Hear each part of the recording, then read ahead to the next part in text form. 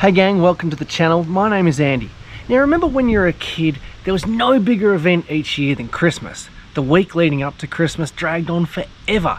And Christmas Eve itself, well, that was a sleepless night filled with tossing and turning. Now when you're a car enthusiast, New Car Day is kind of like Christmas Day. And that explains why I'm a little tired this morning.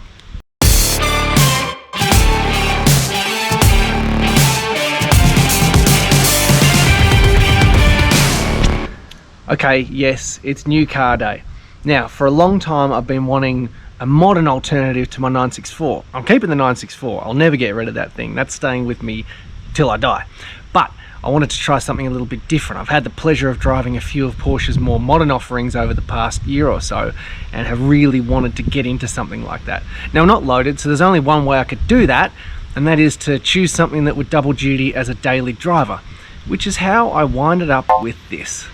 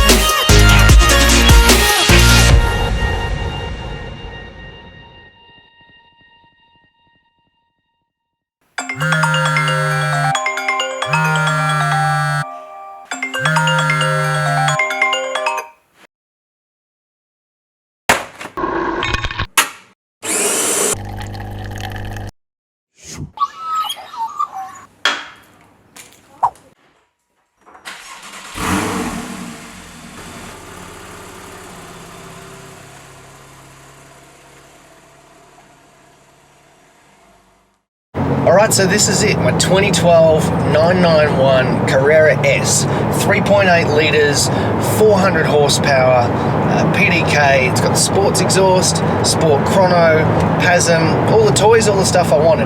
Now, getting the spec I wanted was not easy, and I have a theory that people who are speccing new 911s, and I'm not talking about product from the GT department, but base Carreras and Carrera S's, I think my theory is they're not necessarily always enthusiasts, that they are actually people just looking, to get into the Porsche brand and, have that amazing car. But for these people, a sports exhaust, well, that's just something that's going to make the car louder and get in the way of their important phone calls and the like, so they don't spec it. So it was tricky, actually, to get the perfect spec. So I bought the car. It took about 2 weeks between when I did the deal and when the car arrived at my house on the back of a flatbed.